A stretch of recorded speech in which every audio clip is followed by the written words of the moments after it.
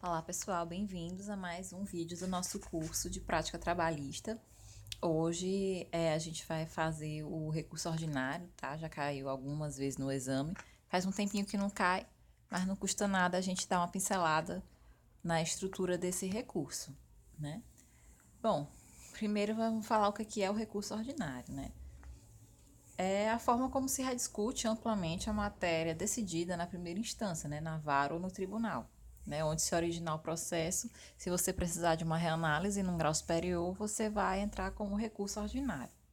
Vai ser cabível de decisões terminativas e definitivas, né, com ou sem resolução de mérito, de vara ou de tribunal, até porque varia a instância onde esse processo pode se iniciar. E também vai ser cabível contra ação anulatória, tutela provisória antecedente, ação declaratória, agravo interno, ação rescisória, dissídios coletivos, habeas corpus, habeas data, mandado de segurança e, claro, né, a própria a reclamação trabalhista, né, em si. Seguindo aqui, a gente vai falar de interposição de recurso, né, que vai ser feita em duas peças. A primeira, né, vai ser a de peça de interposição, né? Você vai pedir o conhecimento do recurso e a remessa à instância superior. E o outro vai ser das razões em si, né? É onde você vai entrar no mérito, vai apontar os motivos e o fundamento do teu recurso, né? Porque exatamente o que é que você está querendo reformar na sentença. Em regra, o recurso ordinário vai ter o efeito só devolutivo. Por quê? Porque da sentença, o que eu parto para a fase recursal, a sentença já dispara aí um dispositivo para que haja a execução, certo? Mas a execução é parcial, porque ela só vai até a fase de penhora. Quer dizer que você vai indicar os teus bens para execução, né?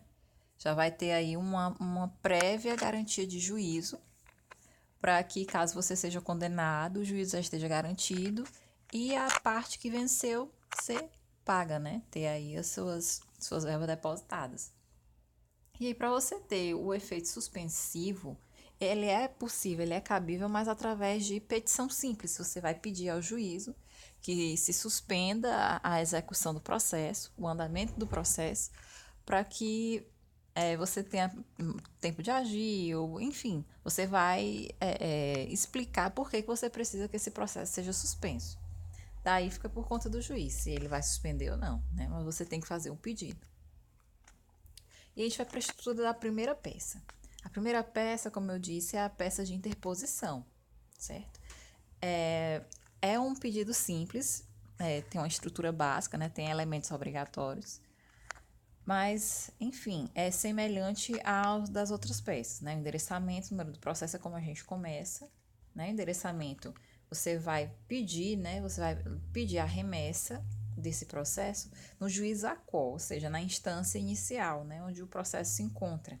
Então, pode ser na vara, né? Ou no tribunal, como está explicado, excelentíssimo senhor doutor juiz do trabalho de alguma vara, ou doutor desembargador presidente do TRT daquela região. O número do processo aí no exame costuma vir com o número, né? O número do processo. Se não tiver, bota só um X e não crie informações. É igual às outras peças, gente. E a gente parte para a parte do preâmbulo, que primeiro você começa, né? Qualifica o recorrente, né? O fulano já qualificado nos autos não precisa repetir a qualificação das partes, porque já é fase recursal. Essas informações, teoricamente, já estão no processo, né? Não precisa você acrescentar nada. Aí você coloca advogado fulano, na ação trabalhista em que contende com, como eu já falei até nas outras aulas, em que contende com é o correto, ao contrário do que pensam que o correto é em face de. O em face de, apesar de ser muito popular, não é exatamente a expressão correta. Então põe que é em que contende com, fica mais adequado, né? Aí você coloca a qualificação do reclamado, Beltrano, já qualificado nos autos. E aí a parte de você fundamentar, né? Vem interpor junto à Vossa Excelência, né? Você tem que chamar o juiz ao processo, com fulcro no artigo 8951 e 2 da CLT, que é o fundamento do recurso ordinário, né? Você veja se é de vara ou de tribunal, porque dependendo se for de um ou de outro, vai ser um ou dois. E aí então você vem interpor o recurso ordinário, tá? Destaca a peça para facilitar na correção, o nome da peça, pelos fatos e fundamentos expostos a seguir.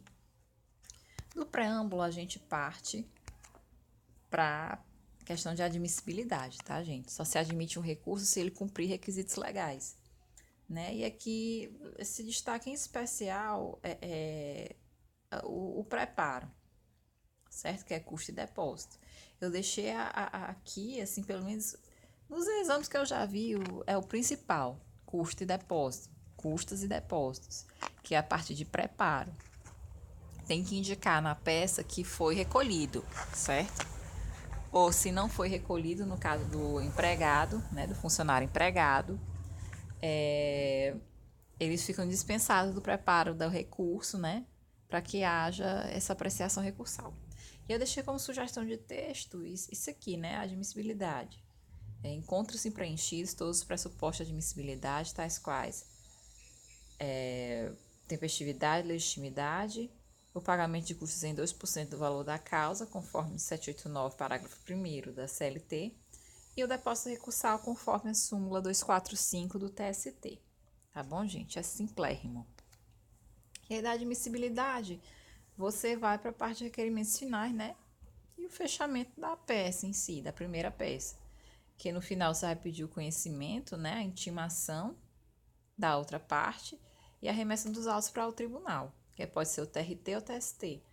E aí você finaliza dizendo: diante do exposto, requer-se o recebimento deste recurso, a intimação da parte contrária para que se apresentem as contrarrazões e a remessa dos autos ao TRT ou TST, de acordo com o tribunal. Aí você faz aquele fechamento básico, né? Termos em que pede deferimento, local, data, assinatura, advogado com a ABXX. Não identifica a peça nesse momento. E aí nós partimos para a segunda peça, que é a peça realmente, a peça recursal, né? São as razões. Aqui é onde você vai dizer o que é que você quer, qual é o ponto da sentença que você quer que se reforme. Então, vamos para as razões recursais. Você faz um cabeçalho pequeno, mostrando recorrente e recorrido, né? A origem do processo é em vara ou tribunal e o número do processo que vai vir aí, conforme enunciado. O endereçamento vai ser o juízo ad quem, né, que é para onde o processo vai ser remetido. Vai ser o grau de análise do processo. Então, aqui você já não direciona ao juiz, você direciona ao tribunal. Colhendo o tribunal, deixa aqui como é egrégio tribunal. TRT ou TST, né, conforme o caso. O número de processo, como eu já disse, é de acordo com o enunciado. A gente segue agora com as razões. Lá em cima você coloca razões ao recurso ordinário, certo?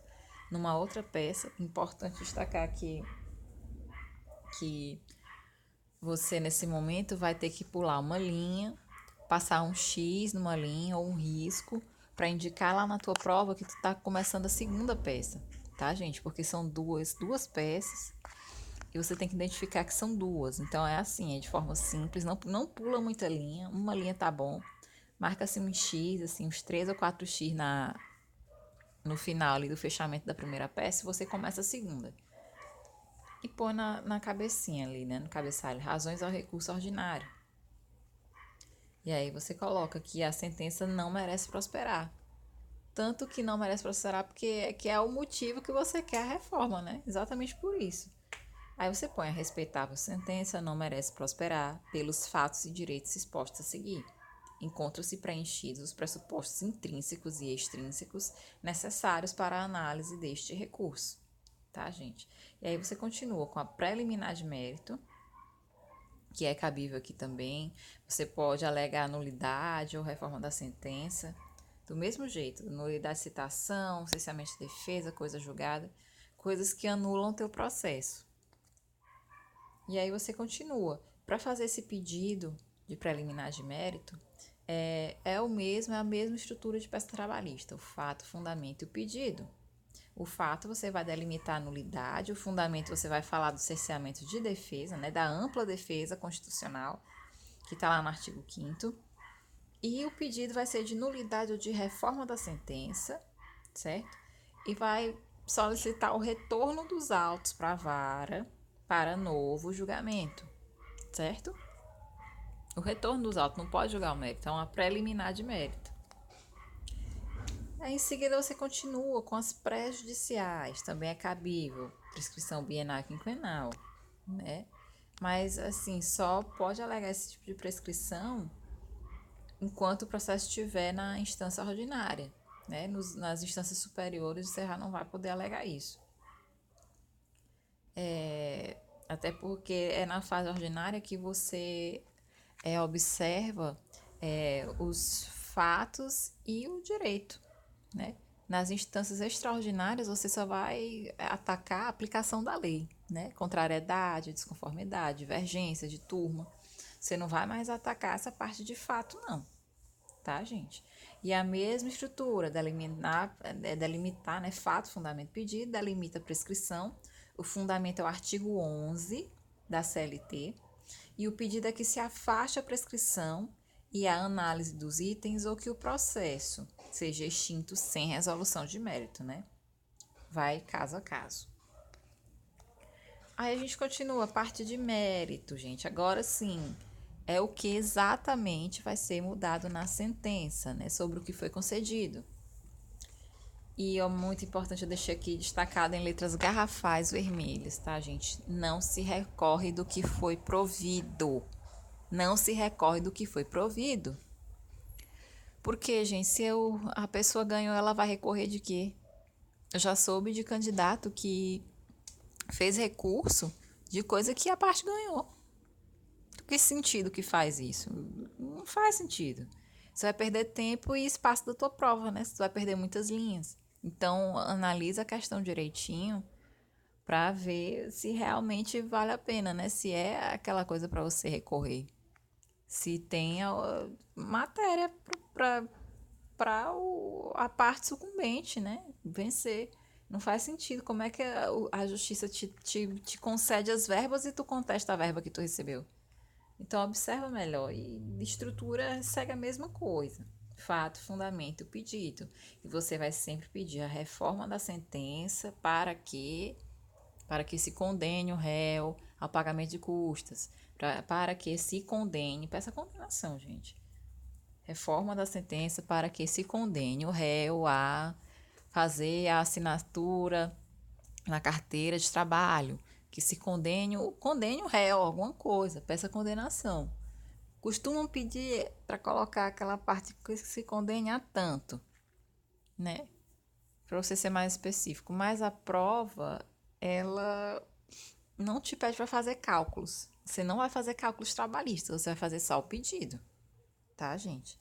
Não se preocupe com valores, não. Mas peça a condenação, pedido de condenação do réu para que se reforme a sentença.